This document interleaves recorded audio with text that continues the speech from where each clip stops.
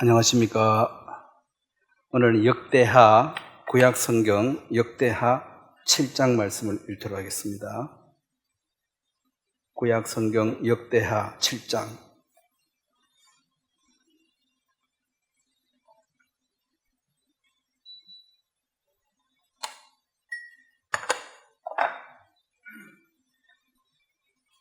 (7장) 11절 말씀부터 제가 읽겠습니다. 솔로몬이 여호와의 전과 왕궁 건축을 마치고 솔로몬의 심중에 여호와의 전과 자기의 궁궐에 그가 이루고자 한 것을 다 형통하게 이루니라. 밤에 여호와께서 솔로몬에게 나타나사 그에게 이르시되 내가 이미 내 기도를 듣고 이 곳을 택하여 내게 제사하는 성전을 삼았으니 혹 내가 하늘을 닫고 비를 내리지 아니하거나 혹 메뚜기들에게 토산을 먹게 하거나 혹 전염병이 내 백성 가운데 유행하게 할 때에 내 이름으로 일컫는 내 백성이 그들의 악한 길에서 떠나 스스로 낮추고 기도하여 내 얼굴을 찾으면 내가 하늘에서 듣고 그들의 죄를 사하고 그들의 땅을 고치리라. 이제 이곳에서 하는 기도에 내가 눈을 들고 귀를 기울이니 이는 내가 이미 이 성전을 택하고 거룩하게 하여 내 이름을 여기에 영원히 있게 하였습니다. 내 눈과 내 마음이 항상 여기에 있으리라. 너가 만일 내 앞에서 행하기를 내 아버지 다윗이 행한 것 같이 하여 내가 내게 명령한 모든 것을 행하여 내 율례와 법규를 지키면 내가 너 나라 왕위를 견고하게 하되 전에 내가 내 아버지 다윗과 언약하기를 이스라엘을 다스릴 자가 내게서 끊어지지 아니하니라 한 대로 하리라. 자, 기도드리겠습니다. 하나님, 우리 아버지, 우리에게 예수 그리스도를 알 수 있는 크신 은혜를 베풀어 주시고 또 세상에서 우리를 불러내어 주의 몸된 거룩한 교회 안에 머물게 하심으로 주님이 우리를 자라게 하시고 또 이 세상이 날로 어지럽지만 우리 마음 중심이 말씀에 사로잡혀 주님을 사모하며 주의 오심을 기다리는 복된 마음을 주신 것을 감사합니다. 우리에게 베푸신 은혜를 생각하고 또 주님을 찬양할 수밖에 없는 이 복된 자리에 우리를 이끌어 주신 것을 감사하고 오늘 우리가 또 말씀을 들을 때에 주님이 친히 나타나셔서 말씀해 주시고 우리 마음에서 새로운 힘과 소망을 주심으로 세상 어두운데 작은 빛을 바라는 또 하나님의 자녀로운 자녀답게 사는 삶을 살 수 있도록 도우시게 되길 바랍니다. 감사를 드리고 예수님의 이름으로 기도드렸습니다. 아멘. 오늘은 성전과 참된 왕이라는 제목으로 말씀을 전하려고 합니다. 이 성전 지금 예루살렘에 있는 그 성전 때문에 이 마지막 시대에 큰 전쟁이 일어날 수밖에 없는데 이 성전을 지은 사람이 솔로몬 왕입니다. 물론 그 모든 재료를 그 아버지 다윗이 다 준비를 했습니다. 다 준비를 했고 솔로몬은 짓기는 지었다 하지만 실질적으로는 재료 다 줬으니까 그냥 조립 단계죠. 준비를 다 해줬으니까 영광은 받지만 실제로 아버지가 다 해놓으신 일들이고 또 가장 중요한 그 성전을 지을 때 그 설계도도 하나님이 다윗에게 주셨습니다. 노아 시대의 그 방주도 하나님이 설계도를 직접 주셨어요. 이 성막도 직접 주시고 그리고 교회도 하나님이 그 설계한 그대로가 교회입니다. 교회는 사람들이 생각하는 그 건물이 아니라 예수 그리스도가 머리시고 그 성도된 우리가 그 몸을 이루고 지체를 이루는 그 설계도대로 된 것이 교회입니다. 사람들이 말하는 교회 가자 하는 그 건물은 교회가 아니고 그건 예배 드리는 집, 예배당이라 그러죠. 교회라는 것은 사람을 가리키는 것이지 건물을 가리키지 않고, 또 교회에 속한 사람들은 지체이기 때문에 이제 독립적인 한 개체, 자기가 왕노릇하는 삶을 끝내고 교회는 자기의 그 역할, 자기의 위치를 주님께 맡은 그 직분이죠. 그것을 행하는 하나의 개체로, 독립체가 아니라 한 개체로, 지체로, 몸 같으면 여러 지체가 있듯이, 그래서 우리는 하나가 되어라가 아니고 하나 된 것을 이 말은 너는 입이고 너는 코고 너는 발이고 그 지체는 한 몸이 이미 된 것을 그걸 힘써 지키라 한 거지, 하나가 되어라가 아닙니다. 둘은 절대로 하나가 안 되지요. 자꾸 깨지니까. 그래서 하나님은 머리 대신 예수님과 우리 몸, 이 교회가 한 지체가 연결되어져서 한 몸이다. 그렇게 머리와 몸을 하나로 해놨으니까 그 설계도대로 어기지 말고 그것을 힘써 지키라, 이 말입니다. 그래서 설계도를 허락 없이 막 바꾸면은 불법 건물이 되죠. 길이 1m 한다 해도 2m 지으면 불법이 되는 거잖아요. 그러니까 이 방주나 이 성막이나 성전을 지을 때 그 모든 것은 딱 하나님이 정한 그대로 해야 됩니다. 거기에서 어긋나면은 다 불법이 되는 것입니다. 그래서 교회가 하나님이 설계한 그대로 교회가 유지가 되어져야지, 그 설계도에서 벗어난 여러 모양을 만약에 교회가 만든다면 그것은 불법이고 더 이상 교회가 아닐 것입니다. 그냥 기독교 단체, YMCA처럼 선한 목적을 가진 하나의 단체는 될지언정 주님의 몸된 교회는 될 수가 없습니다. 그래서 이제 하나님은 이 교회를 이끌어 가는데, 자, 출애굽기 먼저, 출애굽기 25장 말씀을 한번 보면, 출애굽기에 성막을 지을 때 하나님은 거룩하시기 때문에 죄가 있는 인생들과 함께 할 수가 없죠. 함께 할 수 없어서 특별한 장소 하나를 정해놓고 거기서 만나자. 그러니까 쉽게 말하면 병원에 무균실 아십니까? 예. 무균실 밖에는 균이 벌벅을 무균실은 병원에 이제 특수한 한 곳에 한 방 하나, 두 개 이렇게 만들어 놓죠. 없는 데도 많아요. 그런 것처럼 죄가 전혀 없는 그 한 곳을 지명해서 거기서 만나자 그랬습니다. 왜냐하면 거룩하신 하나님은 죄와 함께 상종할 수가 없기 때문에. 무균실처럼 특별히 지정된 장소에서 만날 수가 있다. 그것이 출애굽기 25장 말씀을 한번 보겠습니다. 25장 21절 속죄소를 궤 위에 얹고 내가 내게 줄 증거판을 그 속에 넣어라. 자, 22절 한번 같이 읽겠습니다. 거기서 내가 너와 만나고 속죄소 윗 곧 증거궤 위에 있는 두 그룹 사이에서 내가 이스라엘 자손을 위하여 내게 명령한 모든 일을 내게 이루리라. 지성소 안에 그 법궤의 뚜껑입니다. 속죄소 뚜껑, 그 뚜껑, 거기서 이제 만나겠다. 1년에 한 번 제사장이 들어가서 이스라엘 백성의 모든 죄를 구하고 속죄를 받는 그 일인데, 이제 그래서 이 법궤는 바로 거룩하신 하나님이 유일하게 계시는 곳, 그 하나님의 임재, 하나님의 동행이 있는 유일한 것. 그래서 그 법궤를 메고 전쟁에 가고 그렇게 하죠. 근데 이것이 이제 엘리 제사장 때 이 성전 그 성막 안에 그 모든 것이 타락을 해서 하나님이 아예 문 닫기로 작정을 해버렸어요.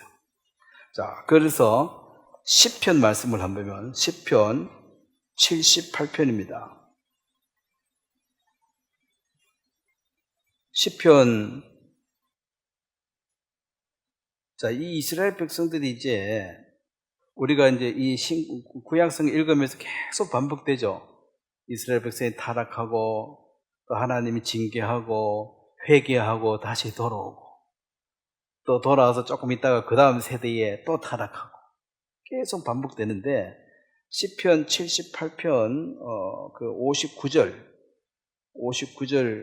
제가 읽고 60절은 같이 읽도록 하겠습니다. 59절 하나님이 들으시고 분내어 이스라엘을 크게 미워하사 60절 같이 읽겠습니다. 시작. 사람 가운데에 세우신 장막 그 실로의 성막을 떠나. 자, 하나님이 최초로 이제 이 성막을 하나님 내가 여기 있겠다 했는데 이 성막이 타락하니까 떠났습니다. 떠나버렸다는 것은 이것은 이제 무용지물이라는 거죠. 있으나만 하고. 그래서 오늘 이제 이 솔로몬의 성전으로 이제 성전을 다시 지었을 때 하나님이 내가 여기에 너와 함께 있겠다. 여기서 기도하면 다 들어주겠다. 그래서 여기에 임재하신 하나님이 이 성전으로 옮기셨다 얘기했습니다. 근데 이 성전도 우리가 알다시피 예수님 시대가 오면 이 성전이 타락하죠. 완전 장사꾼 동음 소굴이 되니까 예수님이 이 성전을 헐어버리라. 그럼 예수님이 이제 그럼 하나님이 이제 함께 계시는 곳은 예수님에게만 하나님이 함께 하신다는 거죠. 이것을 예수님 시대가 되는 거예요. 이걸 성막 시대, 성전 시대, 예수님 시대. 그럼 예수님이 부활하셔서 만든 것이 바로 교회죠. 이 교회는 예수님이 신랑이라 그랬고 신랑이고 머리고 우리는 신부고 몸이고 지금은 이제 교회 시대입니다. 그 시대의 흐름이 있는 거죠. 성전 시대로 옮겼는데 성막에 가서 하나님 찾으면 하나님은 안 계시죠. 성막을 떠나시고 없습니다. 그러면 예수님의 교회를 하나님이 여기서 옮겼는데 성전에 가서 하나님을 찾으면 이것도 안 되는 거죠. 지금은 교회 시대니까 이제 이 교회 시대에 지금 예수님 찾아가지고 예수님 제자다, 직통 제자다 그렇게 말하는 사람 대부분 교주고 이단입니다. 한 사람을 통해서 지금 일하지 않아요. 나는 예수님의 제자다. 대부분 교주들이 그렇게 말해요. 계시 받았다고. 근데 계시 더 안 받아도 되는 것이 바울이 이미 이 하나님께서 바울에게 엄청난 계시를 주셔가지고 이 교회의 모든 비밀들을 알게 하셨습니다. 이제는 신랑이 처소를 다 예비하면 신부를 데리러 온다. 신부를 데려가는 이것이 휴거입니다. 즉 다윗이 이제 통합 이스라엘의 그 왕이 될 때 한 가지 요구했죠. 내 신부 미갈을 데려오라. 그게 이제 네가 왕해라 그러니까 내가 조건 하나가 있다. 내 신부 미갈을 데려오라.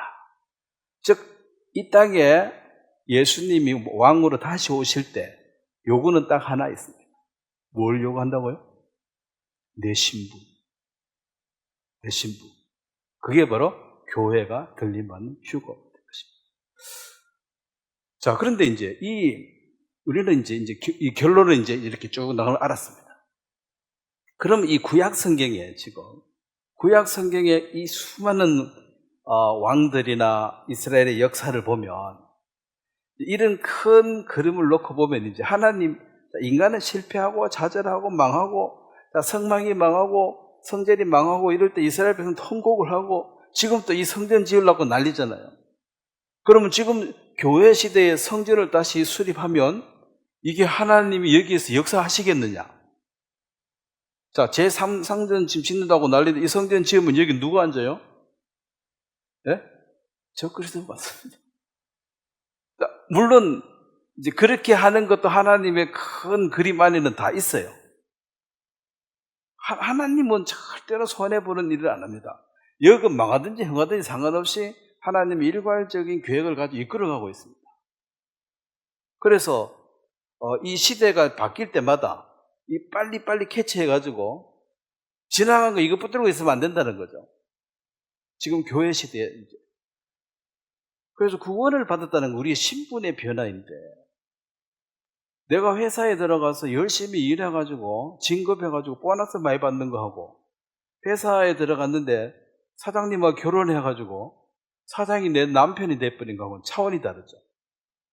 신분의 변화는 결혼을 통해서 이루어집니다. 그래서 바울은 구원을 다른 표현 방법으로 결혼이라고 얘기해요. 결혼의 비밀이 크다. 결혼의 비밀이 크다. 또 결혼에 무슨 큰 비밀이 있느냐? 한 몸이 된다. 또 한 몸은 절대로 나눌 수 없다. 그래서 구원은 절대로 취소되지 않는다. 그렇게 말하고 있습니다. 결혼한 사람들 많이 나누잖아요. 요즘은 뭐 그 한 30%는 갈라선다 하는데, 그 한 몸 되는 그 결혼이란 것이 이제 더 이상 둘이 아니요 한 몸이 될지라, 한 몸, 나눌 수가 없다. 그 이제 증거로 열매로 자식을 주는 거죠. 내 어머니, 내 아버지 딱 하나입니다. 결혼을 10번 하든 20번 하든 어머니가 뭐 10명, 20명 되는 게 아니에요. 내 어머니, 아버지는 항상 한 명밖에 없어요. 그냥 나머지는 전부 가짜지 뭐. 새엄마고 뭐 새아버지지. 이거 가짜란 소리야. 영어는 father in law, 법적 아버지, 법적 엄마, 이렇게 딱 정해져 있어요. 그건 아니야. 그래서 이제 구원을 받고 거듭났다 이 말은 내가 뭐 좀 열심히 해가지고 뭐 좀 이렇게 좋아졌다 그런 차원이 아니라 신분이 바뀌어버렸다. 즉 이제 왕하고 결혼하면 내가 왕비가 되는 거예요. 그걸 잘 보여준 게 에스더서죠. 에스더가 뭐 아무것도 아닌데 갑자기 왕비가 돼버렸어요. 그럼 왕비 되면 자기 남편이 왕이면 그 아내는 그냥 왕비 되는 거예요. 그 남편이 대통령 되면 아내가 뭐 좀 질이 떨어지지 말든지 간에 영부인이 되는 거예요. 영부인 돼도 그래, 영부인 구실 뭐 해도 영부인이야. 그거는 자기 실력하고 전혀 상관없습니다. 남편이 대통령이니까 영부인이 되는 거예요. 그래서 남편이 왕이니까 왕비가 되는 거예요. 그래서 둘이 한 몸이니까 이것은 일 잘해가지고 뭐 이렇게 진급해가지고 보너스 월급 받고 이런 차원이 아니고 그건 노예고, 여기는 신분이 달라져 버렸다. 그래서 구원은 점점 해가 좋아지고 뭐 이게 성장하는 것이 아니라 신분의 변화가 일어나는 그것이 구원인데, 그래서 하나님의 자녀로 거듭났다. 예수님의 신부, 한 몸이 되어졌다. 그래서 우리의 시민권은 하늘에 있다. 하늘에 있다. 그런 얘기 들으면 사람들이 잘 모르죠. 무슨 말인지. 그리고 이제 회개하고 구원을 받으라 이 말도 그 회개는 내가 갖고 있는 걸 버리는 거예요. 버리고 예수에게로 시집 가는 거야.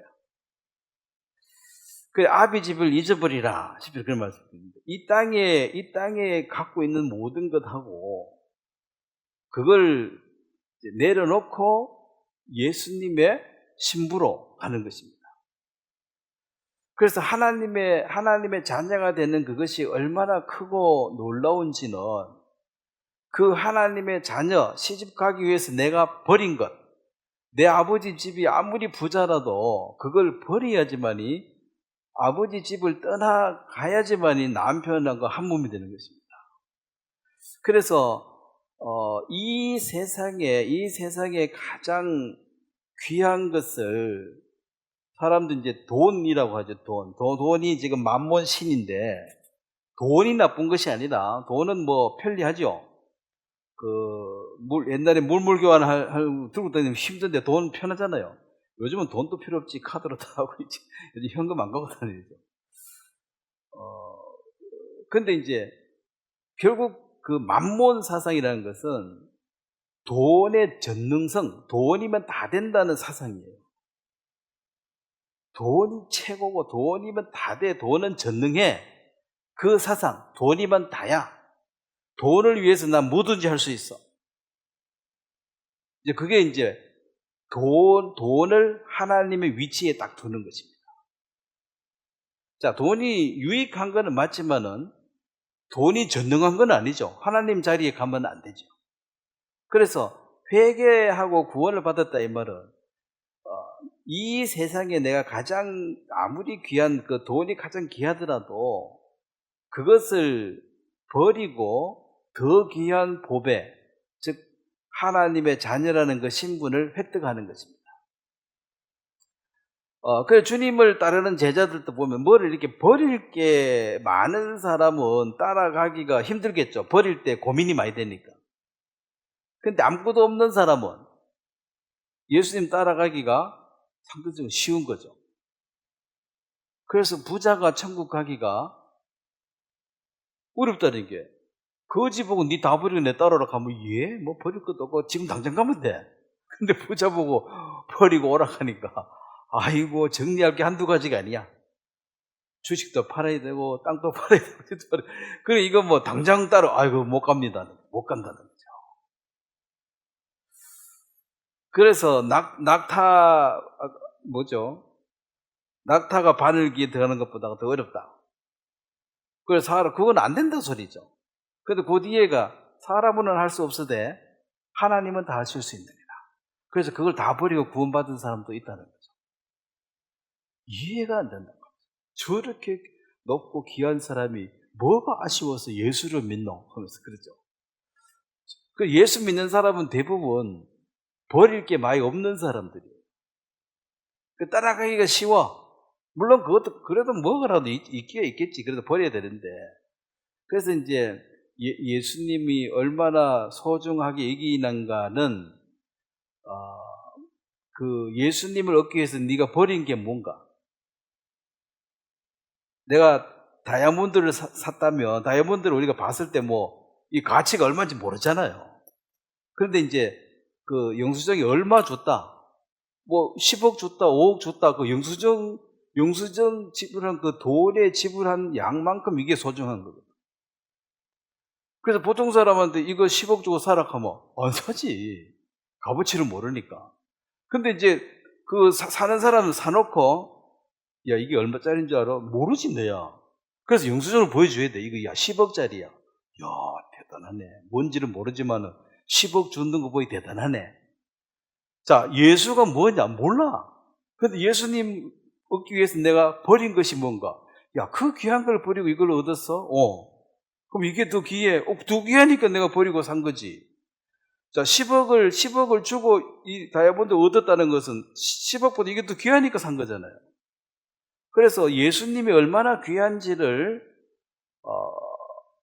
이게 뭐 아무리 이렇게 눈에 보이지 않으니까 얼마 주고 샀는데 이 다이아몬드가 얼마나 귀한데 모르지. 봐도 이게 귀한지 안 귀한지 알 수가 없지. 가짜인지 진짜도 모르는데. 근데 얼마 지불됐는가를 보고 그 값어치를 평가할 수가 있습니다. 그래서 예수를 믿기 위해서 이제 사도 바울이 버린 것 많지요. 베드로도 뭐 버리고 갔잖아요. 나머지 제자 다 그랬죠. 그래서 우리도 이제 예수님 때문에 버린 것이 있습니다. 사람들은 뭐 하려고 예수 믿고 그래 멍청하게 사냐? 너보다 멍청한 놈들도 이 세상에 부자 되고 잘만 사는데 너도 좀 잘해가 잘 살지. 예, 뭐 잘 살 수도 있겠죠. 열심히 살았으면. 그렇지만은 예수님이 이것보다 훨씬 더 귀합니다. 이것을 내가 보여주는 것이 예수님 믿고 감사하고 그렇게 한평생 살아내는 것입니다. 나는 후회하지 않습니다. 내가 내 인생을 이거 다 주고 예수님을 샀는데 이거 후회하지 않습니다. 근데 이제 한참 가다가 우리 동네 어떤 사람, 지금 뭐 다 죽고 없는데 그 사람이야. 우리 동네에 유일하게 교회 다니는 사람이에요. 그때 뭐 소 팔아가지고 예배당 뭐 하고 동네 사람들한테 그거 할 때 동네 사람들이 야, 저 사람 이상한 거야 욕하고 그랬는데 조금 있다가 목사하고 싸워가지고 교회를 이제 안 가게 됐어. 그래서 그 부역 같은 거 하면서 술 마시고 이제 살아보니까 아이고 이렇게 좋은 세상이 있었는데 난 이걸 몰랐다 하면서 괜히 교회 다녀가지고 고생만 했지. 이래 술 마시고 이 동네 사람에게 어울려 사는 이렇게 좋은 걸 내가 진작에 알았으면 좋았을 걸. 그건 얼마 뒤에 죽었습니다만. 이제 그렇게 말해버리면 사람들이 예수 별 시달때기도 없는 거 괜히 믿어가지고 소마 한 마리 그냥 팔아놓고 멍청하게 살았다는 거죠. 그래서 유일하게 교회 다닌 사람인데 그 사람이 간증을 그래 해버려가지고 예수 믿으면 멍청하다 이걸 사람들이 더 인식을 시켜준 거예요. 더 인식을. 그래서 나도 그 동네 사니까 예수 믿는다 하면 멍청하다는 거죠. 왜 그렇게 사냐? 그래도 예수님이 귀하니까 그렇죠. 그건 뭐가 귀한데? 모르죠. 그 아저씨들이 그거 왜 알겠냐고. 그래서 나도 만약에 그 동네 아저씨는 그렇게 간증해버리면은 이제 두 번 해보면 이제 확신을 심어주는 거죠. 야, 예수 믿으면 손해구나, 이거. 괜히 젊었을 때, 철없을 때 믿다가 결국은 나이 들어가 철드니까 다 예수 안 믿네? 그러면 이제, 예수는 쓰잘데기 없는 거다. 그냥 쓸데없는 거다. 이렇게 이제 되는 거 아닙니까? 그래서 우리가 끝이 좋아야 되는데, 응? 왜냐면 마지막에 사람들 처음에, 그러니까 예를 솔로몬 같은 사람도 그 영광의 시작이 처음에 너무너무 좋은 거죠. 하나님 마음에 쏙 든다 그러고 하나님이 지혜를 주고 다 주고 했는데 이제 말년이 안 좋아져 버리니까 그럼 하나님은 그렇게 좋았으면 끝까지 좀 잘 가지. 근데 나중에는 하나님보다 뭐가 더 좋아 버렸어요? 이방 여자들이 더 좋아가지고 그걸로 빠져버렸잖아. 그래서 하나님에게 마음을 돌려버려야 되죠. 네, 하나님 하다가 이제 이방 여인들한테 빠져가지고 그걸로 빠져버렸다는 거죠. 그러니까 시작이 물론 중요하죠. 시작도. 그렇지만은 이걸 끝까지 완주하지 못하면은 예수님 그렇게 말했잖아요. 건물을 지으려고 하다가 반틈 짓다가 돈 떨어져서 못 지으면 얼마나 창피스럽냐. 미리 계산 잘해보고 시작했으면 마무리를 지어라. 그래서 너무 크게 집을 지으려고 욕심 부리다가 돈 떨어져서 반 짓다가 못 지으면 그것도 손해고. 그 예산에 맞게 지으라는 거죠. 그 신앙도 나는 순교해야 되겠다. 너무 크게 잡아가지고 마지막에 도망가고 그래 하지 말고 자기 그 수준에 맞게. 내가 너무 따라갈 필요도 없어요. 죽을 사람도 있고 살 사람도 있고 여러 사람의 모양새가 있기 때문에 내가 끝까지 감사함으로 살아낼 수 있는 믿음의 분량만큼 그러니까 누구 따라갈 필요도 없고 흉내할 필요도 없습니다. 마라톤도 있잖아. 내가 대구에서 어떤 분 만났는데 마라톤 완주를 60몇 번 뛰었다 하더라고. 난 한 번도 안 뛰었는데 왜 뛰나 하니까 그거 뛰면은 무아의 경지에서 자기를 잊어버려 뛴다 하니까 물론 처음에는 이제 기록에 좀 욕심이 있는데 나중에 기록보다는 완주하는데 그래서 이제 기록이 얼마냐 이거는 많이 안 묻고 완주 몇 번 했느냐 그걸 이제 이 사람 완주를 60 몇 번 했다 하더라고. 대단하게 보이더라고. 알죠? 마라톤 몇 킬로입니까?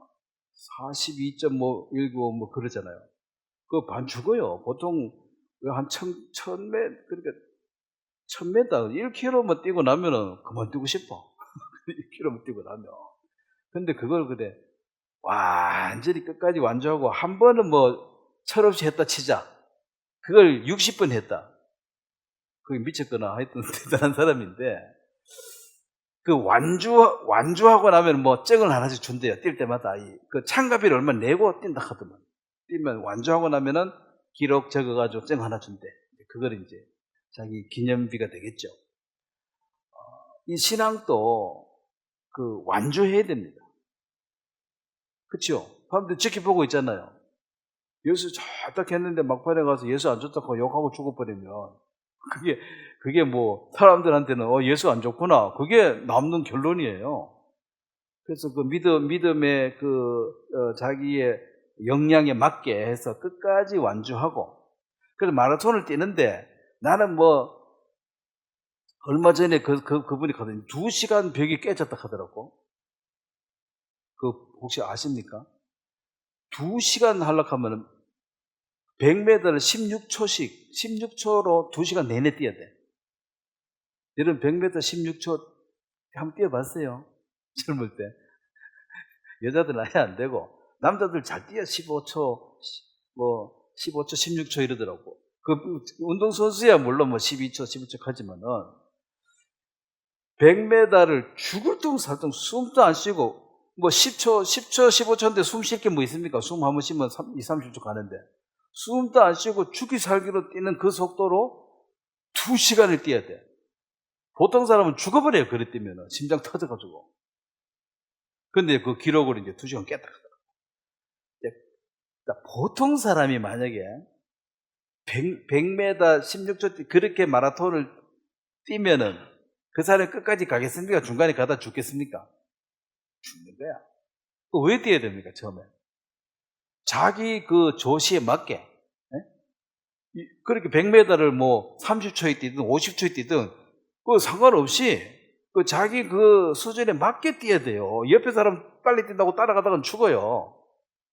그래서 이제 신앙도 완주하는 데는 자기 그 수준만큼 하는 게 맞습니다. 남 한다고 믿음 있는 척 그렇게 할 필요도 없고, 그것도 남한테 보여주기 위함이잖아요. 주님 앞에 하는데 그렇게 쇼할 필요 있습니까? 믿음대로 자기 그 분량만큼 해서 결국 이제 완주해내는 그것이다. 이 솔로몬이 그렇게 화려하게 시작했지만 끝이 그냥 그렇게 하나님을 버리고 끝나버리니까, 물론 그 솔로몬이 깨달은 여러 얘기들은 교훈이 돼요. 내가 그래 살아보이 멍청하게 살았더라, 내가 미친 마음을 품었더라, 다 맞는 말이야. 근데 자기는 그걸 못 살았잖아요. 이 역대하에 나오는 왕들, 느보암, 또 그 솔로몬의 아들인데, 이 왕의 아들로 이 건방지고 교만해져가지고 막 무리하게 하다가 나라가 둘러나눠지고 문제가 있고, 이 대부분 이제 어떤 이 왕들의 모습을 보면 이게 사람들이 우리 한 사람 한 사람의 그 성품들을 보여주는 거거든요. 교만해도 무너지고,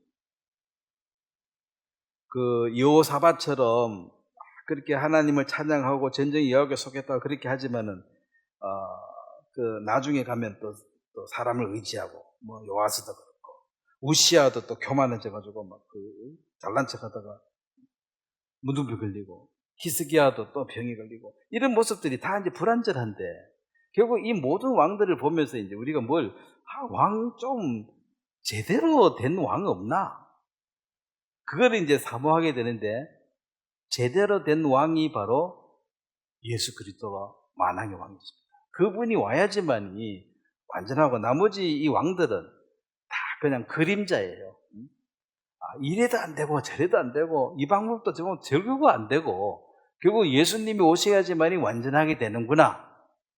자, 우리가 구원을 받는 것도, 구원받는 게 사실은 숨쉬기보다 쉬운 거죠. 왜냐하면 내가 할 게 없잖아요. 이미 다 해놨잖아요. 다 해놨는 거 듣고 믿으면 돼요. 내보고 하락한 게 하나도 없어. 근데 왜 구원을 못 받느냐는 거죠. 자, 물에 빠진 사람 건지는 것도 똑같아. 물에 빠진 사람 건져낼 때 이제 물에서 구원받은 거잖아요. 그럼 물에 금방 빠졌을 때, 그러죠. 같이 들어가면 어떻게 된다 그래요? 물 귀신. 같이 죽는 거야. 그럼 언제까지 기다려야 됩니까? 여기 이제 죽을 때까지. 무슨 수를 해도 못 사는 거나 깨닫고 포기. 그러면 가서 머리카락 몇 개만 여러 잡아 당겨서 따라 나온다고. 근데 퍼득거릴 때 들어가면은 그냥 구원하는 자가 다 해야 되는데, 구원받을 자는 가만히 있는 게 제일 잘하는 거예요. 구원받을 자가 뭐가 잡아버리면 같이 죽는 거예요. 그래서 인간의 방법이 남아있기 때문에 구원받는 게 어려운 거예요. 결국 회개는 나는 아무것도 할 수 없습니다. 그 당연한 얘기인데 아무것도 할 수 없다는 이 사실을 깨닫는 것이 어렵도록 되어 있는 것이 이 세상 시스템이에요. 뭐라도 해야지. 가만히 있으면 뭐 구원이 되나? 가만히 있지 어떡해. 그렇게 늪에 빠졌을 때 계속 꼼짝꼼짝 그러면 어떻게 됩니까? 늪에 빠진 사람은 빨리 죽어요. 조금만 더 살려면 가만히 있으면 돼. 근데 사람이 가만히 있어요, 못 있어요? 가만히 못 있어.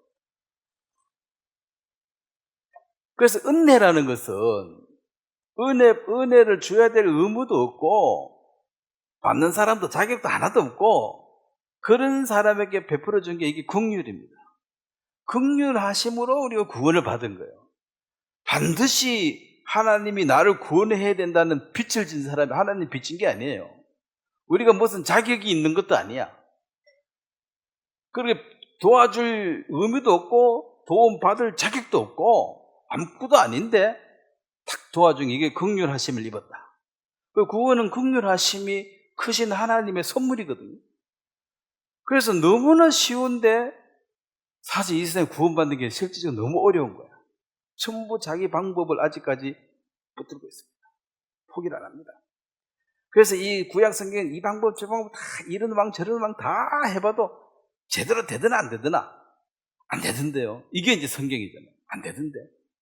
별의별 방법을 다 해보죠. 사사기 읽어봐도 그렇고 열왕기 상하도 그렇고 역대 상하도 무슨 일을 해도 결국은 순간 좋아졌다가 또 무너지고 좋아졌다가 무너지고 좋아졌다가 무너지고 그거 반복하지 않았느냐. 그래서 완전한 왕, 완전한 자가 나타나서 우리를 구원해야 된다. 그래서 하나님이 육체를 입고 이 땅에 오신 분이 예수님이라는 것입니다.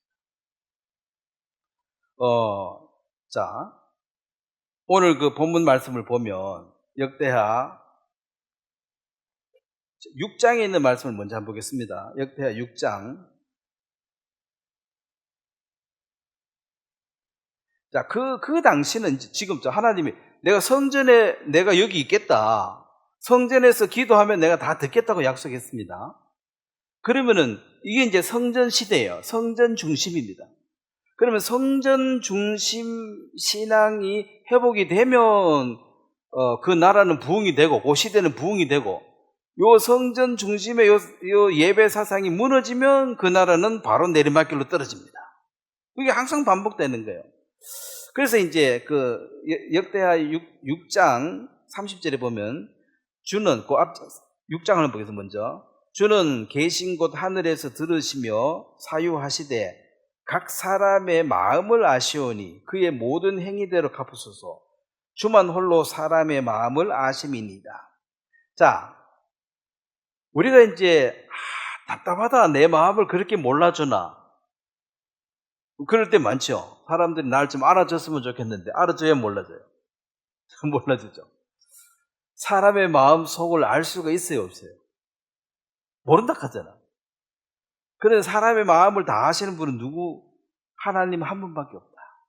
그럼 내 마음은 누구한테 가서 다 얘기해야 돼요? 하나님 한 분. 그럼 하나님이 내 마음을 다 알아주면 됐어요, 안 됐어요? 됐죠. 아니 옆에 있는 사람이 누가 하나만 알아줘도 좀 마음이 시원한데 아이고 대화가 된다 이거지. 나를 알아주니까. 근데 인간은 결국 다 이해를 못해요. 하나님 한 분에게 우리가 이제 기도하는 것은 그분이 다 아시면 된 거예요. 그분이 다 아시면. 옆에 사람 보고 니도 알아라 할 필요가 없는 게 내 마음 좀 알아주라. 그걸 포기하시라고. 그 사람은 알아줄 능력이 없고 알아줄 수도 없고 나도 딴 사람 마음 다 모르는데 내한테 야 내 마음 좀 알아줘라. 어떻게 알아줍니까? 그래서 하나님 그분에게 우리가 마음을 토하는 것이 맞다. 한나의 기도처럼 그 답답하고 그 억울함을 누구한테 가서 얘기하면 누가 알아주겠습니까? 그 상황이 안 들어간 사람은 말해도 이해도 못해 들어도 이제 하나님이 아신다는 거죠. 다 아시고. 자 32절에 보면 이제 이 솔로몬이 이 성전을 지었을 때 하나님이 요구하는 게 있는데 이것은 하나님 마음입니다. 32절에 주의 백성 이스라엘에게 속하지 않는 이방인에 대해서도 그들이 주의 큰 이름과 능한 손과 표심파를 위하여 먼 지방에서 와서 이 성전을 향하여 기도하거든 주는 계신 곳 하늘에서 들으시고 모든 이방인이 주께 부르짖는 대로 이루사.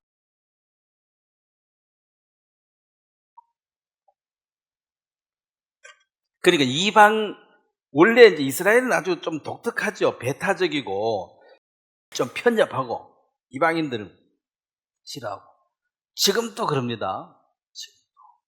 그런데 이것은 원래 하나님의 마음은 아니에요.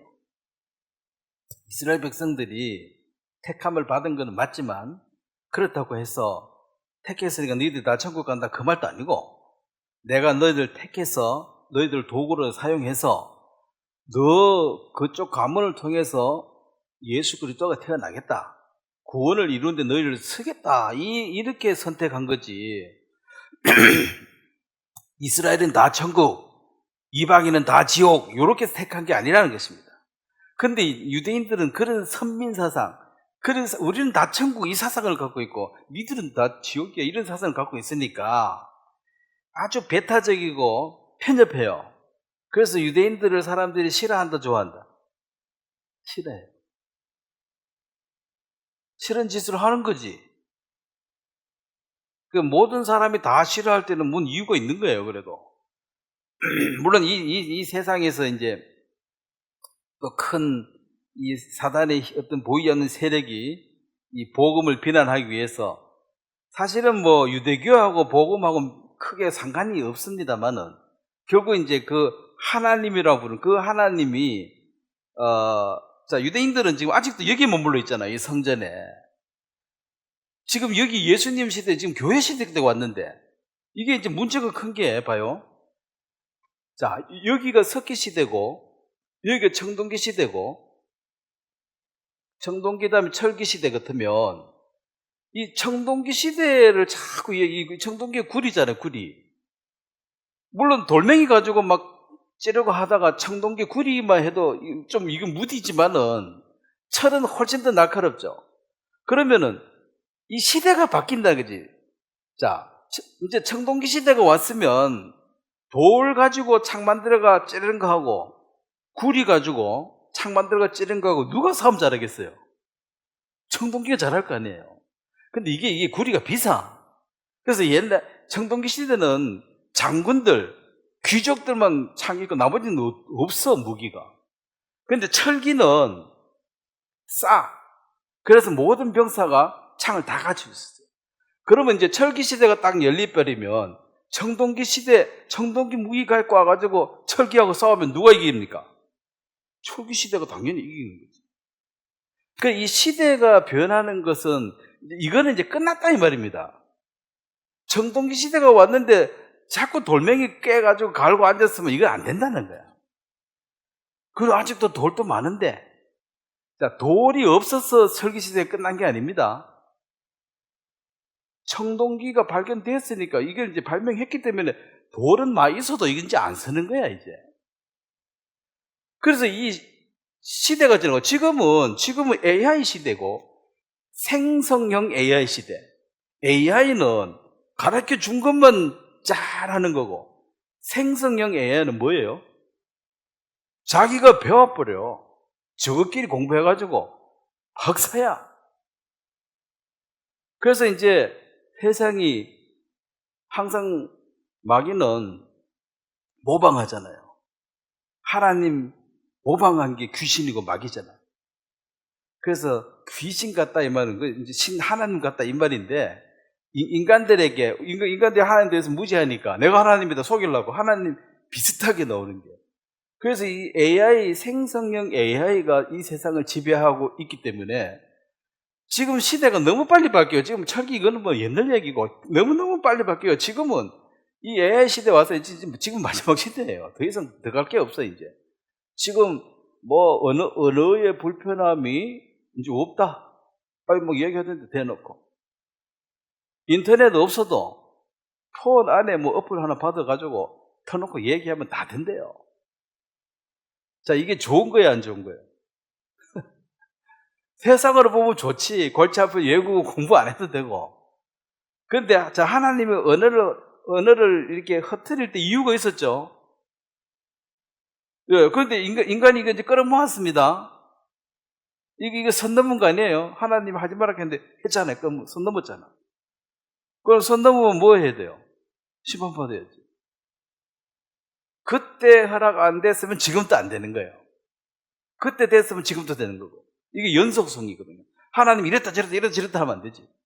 그러니까 지금은 이 성전에 매달려 있는 이렇게 해가지고는 지금 생성의 이 시대 사람들이 봤을 때는 참으로 어리석은 거야, 지금 여기는.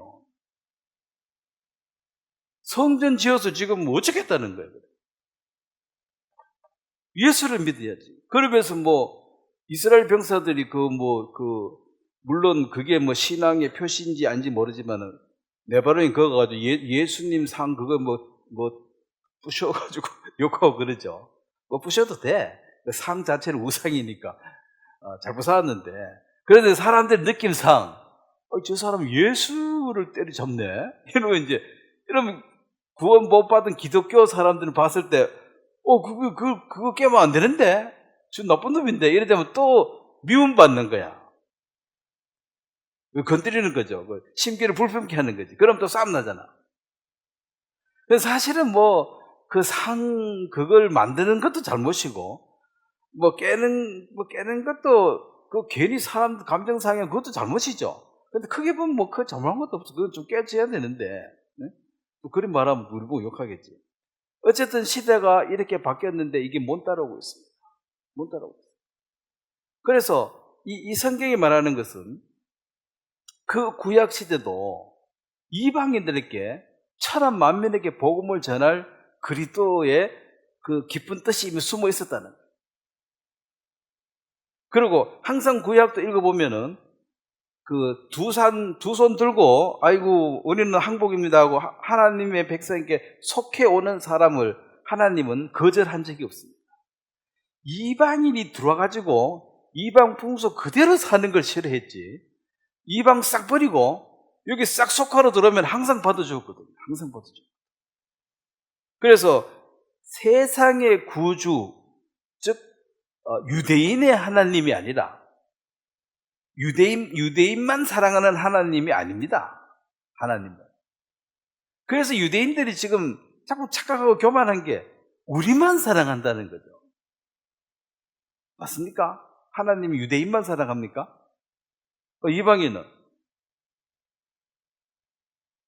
예수님이 세상 모든 사람이 다 구원받기를 바라고 세상 모든 사람들의 죄를 위해서 대신 돌아가셨는데 유대인만 위해서 죽었다. 그럼 세상의 구주가 아니시지.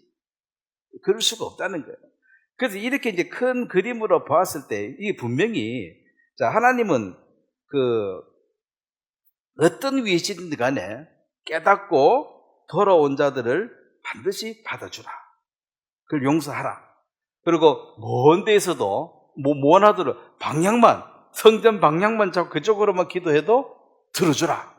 이런 얘기들은 구원받을 마음만 있으면 어느 곳에 있든 다 하나님은 그 기도를 들으시고 구원하신다는 거죠.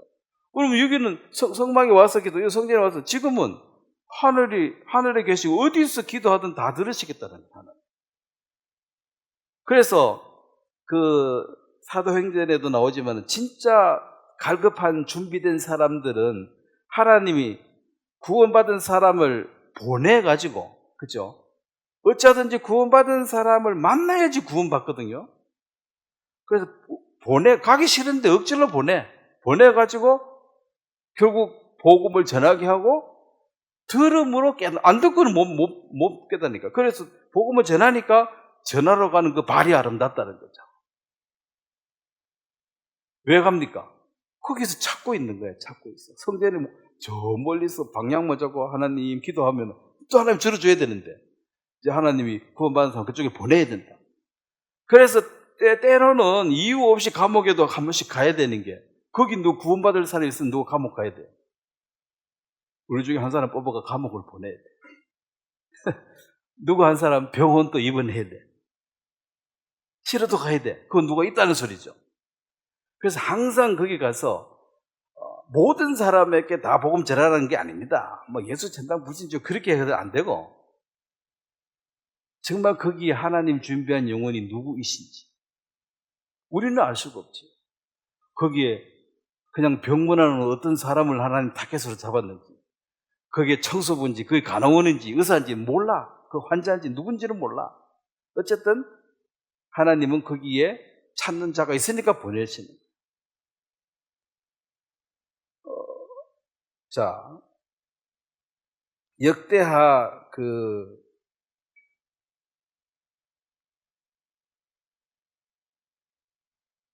36장을 한번 보겠습니다. 이 실패와 좌절 계속 반복되는 가운데 이 역대하 이제 마지막 부분에 가면, 아직 이 부분 더 읽었지만, 이제 하나님이 이제 드디어 메시아를 준비한답니다.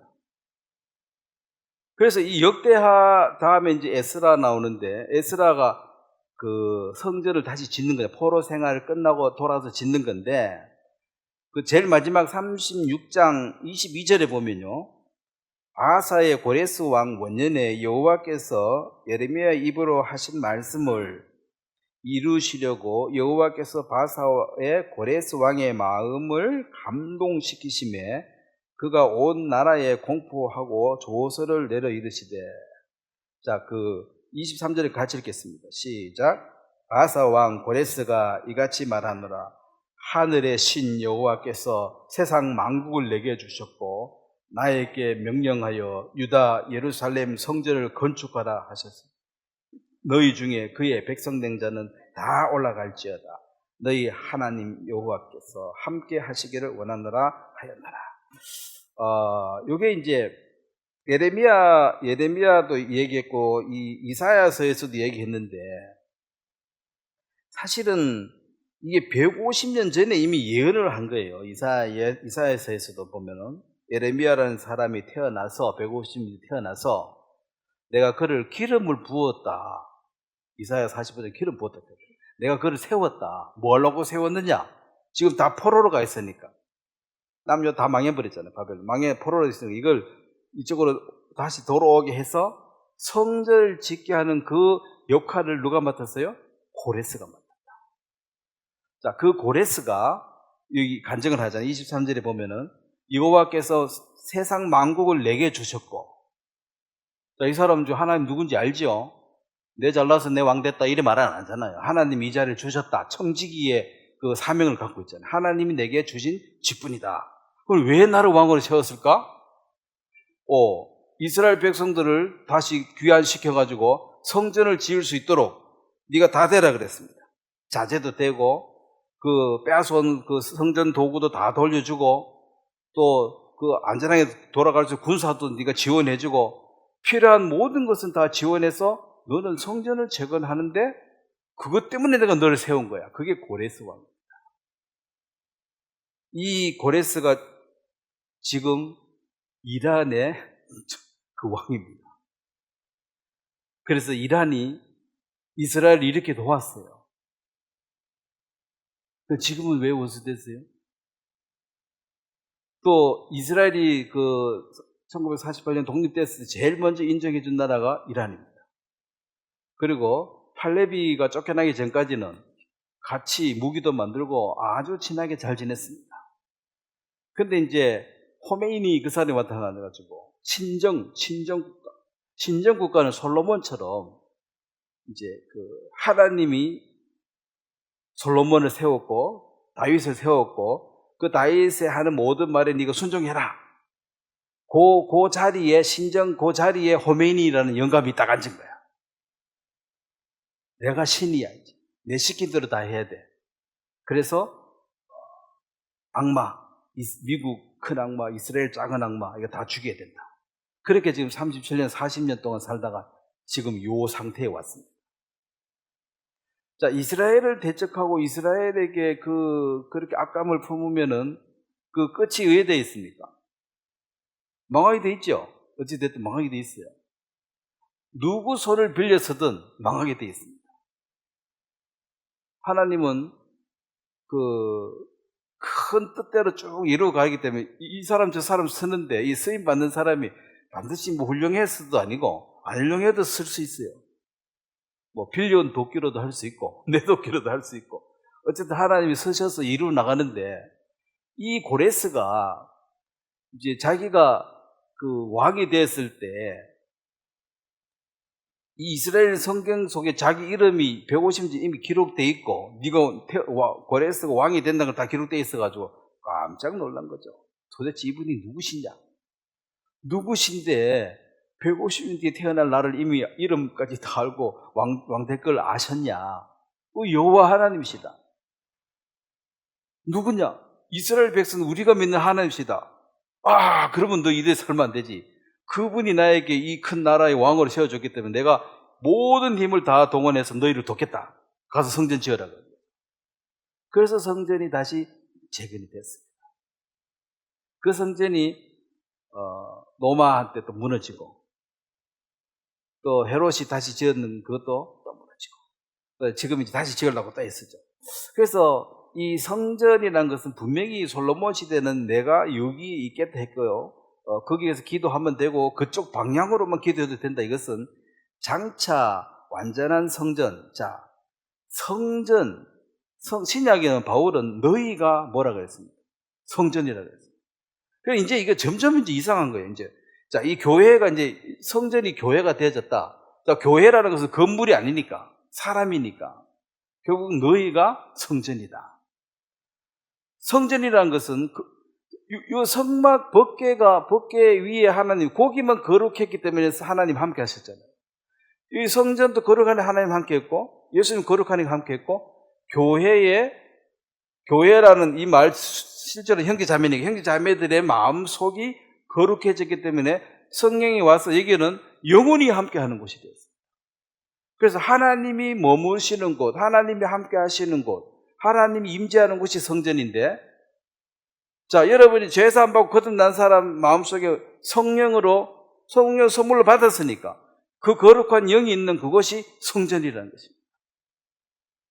그래서 성령을 못 받은 사람은 구원이 아니라는 거예요. 성전도 아니고 아무것도 아니에요. 외식하는 자에 불과합니다. 성령이 들어왔는지 안 들어왔는지 어떻게 아느냐? 자, 성령의 열매. 자, 열매는 절로 맺어지는 것입니다. 그 연기해가지고 친절하고 사랑 이거 말고 저절로 뭔가 속에서 사랑이 나와야 돼. 저절로 친절이 스며 나와야 돼요. 그게 열매잖아요. 그리고 이제 성령의 감동으로 기록된 것이 성경이기 때문에 성령이 없는 사람은 이 성경 얘기를 들으면 이 성경 얘기 자체가 내게 별 깨달음을 못 줘요. 즉 마음에 감동이나 어떤 울림이 없기 때문에 그냥 지루하고 힘든 거예요. 그냥. 물론 하나님 말씀이다. 내가 지식적으로는 알지만은 그 말씀인데 뭐 어쩌라고 나는 듣기만 졸리기만 한데. 이게 이제 이 말씀을 성령의 감동으로 내 성령 이게 두 개가 교감해서 뭐가 깨달아져야 되는데 내가 성령이 없으니까 깨달아지는 게 없으니까 말씀이 꿀송이보다 달다? 그럼 뭔 말이냐는 거지. 꿀이 달지 뭐 성경이 뭐가 달냐. 그럼 이 말씀이 너무 좋다. 뭐가 좋냐는 거지. 그 이해가 안 되는 거잖아요. 그래서 우리가 말씀을 통해서 믿음이 우리가 굳건해져 세워져 가고 소망을 가지고 희망을 가졌을 때 그 말씀에 그게 이제 꿀송이보다 달다는 것은 꿀 먹었을 때보다 그 말씀 들으니까 힘이 훨씬 더 나더라 이 말이에요. 꿀 한 숟가락 먹었을 때보다 말씀 들었을 때 훨씬 더 기분이 좋더라. 소망이 생기더라. 그게 이제 꿀송이보다 더 달다는 소리야. 실제로 뭐 단 게 아니라 힘이 더 나고 소망이 생기고 좋더라.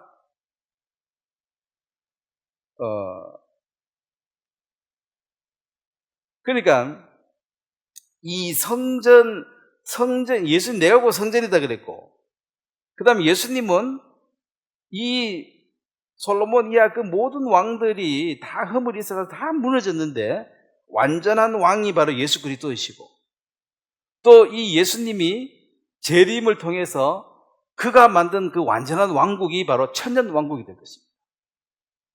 그것이 천년 왕국이 예수님의 지상 재림을 이루어졌을 때 모든 유대인들은 이제 눈을 뜹니다. 이분이 메시아다 하고 확신을 합니다. 왜냐하면 자기들이 생각했던 메시아 상하고 딱 맞아. 그런데 예수를 왜 버렸느냐? 메시아가 왔는데 힘없이 십자가에 죽어버린 거야. 그래서 자기들이 생각하는 그 왕이 아니라는 거예요. 그것은 바로 초림과 이 재림의 비밀을 몰라버린 거죠. 그들은 재림 하면 초림 없는 재림 그것만 생각하니까, 즉 예수님 지상 재림에서 천년 왕국이 이루어질 그 주님만 사모하고 있었기 때문에 십자가에 죽으시는 세상의 구주로 오신 그 메시아를 볼 만한 눈은 아직도 가려져 있다. 언제 눈 뜨느냐? 오늘 지상 재림 해가지고 천년 왕국이 오픈되어야지 한다는 거죠. 그래 한참 늦은 거지. 그래서 그들이 예수님의 은혜로 구원 못 받고 자기 행위로 구원받아야 돼요. 끝까지. 왜냐면 예수를 알 수가 없잖아요. 모든 인간, 모든 왕도 인간이, 모든 인간이나 왕이 한 그 모든 것은 다 실패로 그 결과가 좋지 않은 거 다 마감되는 것인데, 그것은 더욱더 만왕의 왕 그리스도를 우리가 사모하게 되는 원인이 됩니다. 자, 이 세상에 어떤 제도, 어떤 이론도 인간을 구원할 수가 있다 없다? 없습니다. 솔로몬도 그거 뭐 했잖아요. 그 똑똑해요. 그러면 우리가 이념 때문에 어떤 뭐 다른 논리 때문에 싸울 필요도 없는 게, 이래 가도 둘 다 안 돼요. 진보가 좋아요, 보수가 좋아요. 둘 다 문제가 많네. 그거 다 해본 거야, 이미 안 돼. 근데 이게 옳다고 그 목숨 걸 필요는 없다는 거지. 물론 뭐 세상은 뭐 그래 살아가겠죠. 그럼 솔로몬이 좋냐, 느헤미야이 좋냐, 뭐. 물론 솔로몬이 좋지. 그럼 솔로몬 다 잘했냐? 아니, 망했지. 그래서 이게 좋냐, 저게 좋냐가 아니고, 그 어떤 이론도, 어떤 조직도, 어떤 체제도 우리를 완전하게 구원할 수는 없습니다. 우리 완전히 구원할 지상 낙원을 이루고 우리에게 진짜 평안을 줄 분은 왕 대신 그리스도가 다시 와야지 그것이 완성되는 거지. 인간이 건방지게 예수님이 장차 하실 천년 왕국, 그것을 내가 지상 낙원을 이루겠다고. 그게 공산주의 아니면 공산주의가 자기 지상 낙원을 이룬다 그랬잖아요. 모두가 평등하게, 모두가 잘 살게. 그래, 그 이념이, 그 논리가 그럴싸했지만은 들어보면 비슷해. 근데 그들이 지상 낙원을 이루었습니까? 그거는 예수님이 할 일이에요. 그런 어떤 이념이 그걸 만들 수가 없습니다. 그래서 그냥 한때 그냥 유행이야. 그때는 그게 옳았는데 또 지나가 보이 아니고. 자, 이렇게 시대가 계속 바뀌었는데 결국은 예수님이 오셔서 하나님의 시대가 활짝 열려야지 완전해지지.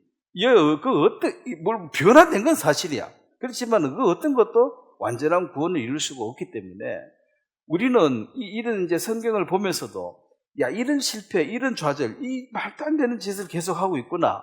이것은 그 당시 인간들은 나름대로 구원을 이뤄보려고 발버둥을 쳐본 거야. 이것도 해보고 저것도 해보고 다 해봤는데, 자, 왕이 지배도 해보고 신정 정치도 해보고 민주주의도 해보고 뭐 요즘은 각자도 정도 해보고 다 해도 행복이 와야 하나요? 지금 안 오잖아요. 그럼 어떻게 해야 됩니까? 뭐 죽자, 그러면 이제 자살하자 이 말인데. 그래서 항복하고 그리스도가 유일한 우리의 구원자이시다. 그것을 성경은 계속해서 설명하고 있습니다. 네가 정말 할 수 없으면 두 손 두 발 들고 저는 아무것도 할 수 없습니다. 그러면 이제 주님이 바로 와서 구원해 준다는 거죠. 그런데 모든 사람들은 내가 아무것도 할 수 없다는 그 말을 안 받아들입니다.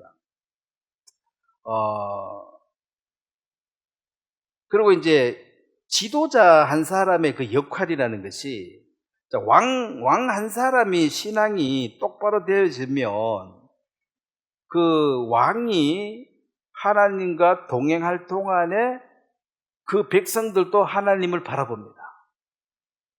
근데 그 왕이 실족해가지고 멍청한 짓 하면은 백성들도 또 멍청한 짓 금방 해요. 그래서 이제 교회의 가장 최소 단위가 가정이잖아요. 가정, 한 가정, 한 가정. 가정의 가장 책임자는 뭐 그 집의 왕이라, 그 왕이라는 게 뭔 벼슬이 아니라 그 신앙의 그 한 사람이 중심을 잡는지 못 잡는지 따라서 그 가족 구성원들도 영향을 굉장히 받습니다. 그래서 끝까지 우리가 믿음으로 살아갈 때 그게 유언이 되는 거죠. 나는 일평생 내가 아무리 찾아봐도 예수님보다 귀한 건 없다. 그래서 예수님과 하고 동행하는 이것이 인생의 가장 소중한 것이다. 너희도 그렇게 살기를 바란다. 이게 유언이죠. 아니면 그거 아닌 사람은 야 세상에 돈이 최고야, 돈 많이 벌어. 아니면 세상에 야 건강이 최고야, 건강 잘 챙겨 이러고 죽겠죠. 근데 이제 어떤 지도자적 위치에 있는 사람이 한 사람이 아니고 그 공동체 전체에 영향을 주기 때문에. 그래서 그 구원받은 교회도 마찬가지입니다. 이 지도자, 인도하는 위치에 있는 사람이 이제 세상 쪽으로 딱 향하면, 자, 아버지가 술 먹고 도박하고 개판지기면은 그 집안은 골치 아픈 거야. 그렇다고 아버지를 금방 바꿀 수도 없고, 아버지를 두드려 팰 수도 없고, 어떻게? 어쩔 수 없이 그냥 그렇게 힘들게 사는 거예요, 그 집은. 그래서 이제 지도자 한 사람이 옆길로 새면 참 어렵습니다. 때려치기도 못하고 바꾸지도 못하고 결국 그 집안은 내리막길로 들어서는 거예요. 그래서 이제 그 세대가 가고 그 다음 아들 중에서도 지 아버지하고 똑같이 사는 놈도 있고 완전히 개가천선해서 아버지하고 정반대로 똑바로 사는 사람도 있고 그건 몰라. 근데 아버지 닮을 확률이 굉장히 높아요. 본게 그거밖에 없는데. 네? 본게. 사람이 본대로 살지 뭐 들은 대로 가냐? 똑바로 살아가면 하면 똑바로 삽니까? 똑바로 살아가는 걸 보여주는 것이 더 중요하죠. 그래서 그 지도자의 그 어떤 위치에 있는 사람 공동체에 큰 영향을 미치고 있기 때문에 그래서 그 높은 자리를 탐낼 필요가 없는 게 그 책임이 막중합니다. 어지간하면은 높은 데 안 가는 게 덜 그 책망받을 일이에요. 높아질수록 책임감이 더 높습니다. 그래서 물론 이제 그 높은 지도층에 있는 사람에서 기도하라는 그것도 그 사람 잘못되면 나도 손해가 막심하기 때문에 아버지가 삐딱거리면 집안에 형편이 어렵죠. 그 아버지 보고 제발 좀 건강 챙기시고 좀 잘하시라고 자꾸 권하는 게 나 잘되라고 하는 소리거든. 그거가 삐딱삐딱거리면 나도 망하니까. 그래서 우리가 구원받은 교회도 보면은 이 앞에 서는 사람이 빼딱선 타니까 교회가 어려워 안 어려워요? 뭐 패주기도 못하고 이거 골치 아픈 거야. 그래서 그 시대 동안은 계속 이런 거예요. 그 쭉 없어져야지 이제 그 다음 후세가 뭘 잘하든지 말든지 하는데. 그래서 또 다른 편을 보면 마귀는 그런 사람은 공격하겠어요, 안 하겠어요? 그 리더를 죽여버려야지 이제 같이 망하게. 이 공동체에 영향을 끼칠 수 있는 사람은 무너뜨려야지 공동체가 다 허물어지기가 쉽죠. 그래서 자신을 위해서도 기도하지만 내 신앙을 바로 이끌어줄 수 있는 내 앞서 있는 형제 자매들의 어떤 신앙의 그 성실을 위해서 충성성을 위해서 좀 기도하는 게 내게도 유익합니다. 그 앞에 망하면 뒤에 사람이 그 개혁해가지고 똑바로 하기가 쉽지 않습니다. 이승계처럼 고려 왕들 싸그리 죽이고 새로 나라를 세운다. 개혁. 그게 계획인데 그게 쉬워요, 어려워요? 그렇습니다. 왜 어떤 사람은 그래도 왕을 죽이면 되냐 하면 사육신 죽기 살기로 대들고 또 어떤 사람은 싹 죽이 없애야 된다. 이 조선이 열대 그 싸움이 대단했거든. 둘 다 맞아요.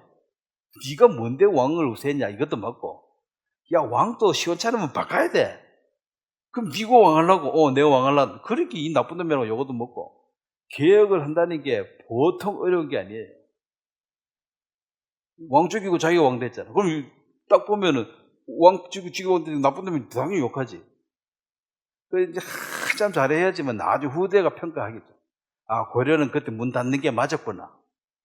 계속 끌고 나가봐야 안 된다는 걸 이제 우리가 이 객관적으로 아는 거죠. 그 당시는 개혁하는 사람 이성계 욕했겠어요, 안 했겠어요? 죽이라 그러겠지. 이 나쁜 놈. 이 신하 주제에 지가 왕을 죽이고 지가 왕해? 이 나쁜 놈. 엄청 욕먹어요. 그걸 감당하기가 쉽냐는 거야. 대부분 사람들은 빨리 바뀌는 거 싫어하거든요. 그냥 있는 대로 구간이 명간이 하고 이런 쪽으로 많이 가기 때문에 개혁하자 그러면 엄청 싫어하고. 그렇기 때문에 이 지도자 위치에 있는 사람들을 위해서 기도해야 될 필요성이 있는 것은 그 사람들이 무너지면, 자, 우리가 왕이 무너졌을 때 그 역사를 이렇게 성경에 읽어보면 그렇잖아요. 왕이 옆으로 가니까 별 수가 없어. 또 왕이 좀 정신 차리고 좀 하다가 또 무너지고, 또 지 아버지가 똑바로 했는데 지 아들 세에 또 무너지고, 그래서 또 회개하고, 므낫세 같은 사람 왕궁에 끌려가가지고 진짜 크게 겸손하게 기도하니까 다시 또 이방 왕이 다시 불러다 왕시켜주잖아요. 그걸 보여주는 게, 진짜 회개하면 하나님은 그를 다시 원위치 시켜준다. 근데 진짜 회개를 잘 안 해. 한번 빼딱성 사면은 계속 빼딱하게 가. 회개해도 그냥 요랬다가 또 그 자리야. 또 그 자리야. 그래서 그런 것들을 우리는 성경을 통해서 배우게 되는 것입니다.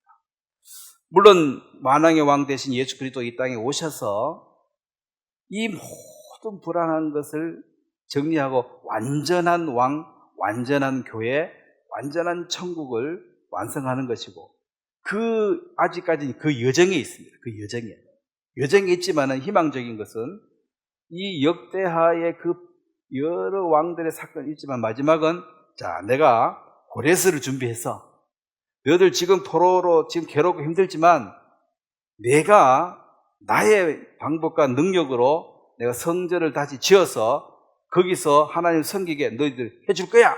이것이 약속입니다. 똑같죠?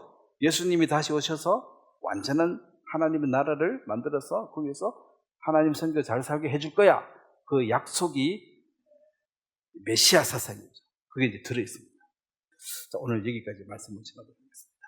제가 기도드리겠습니다.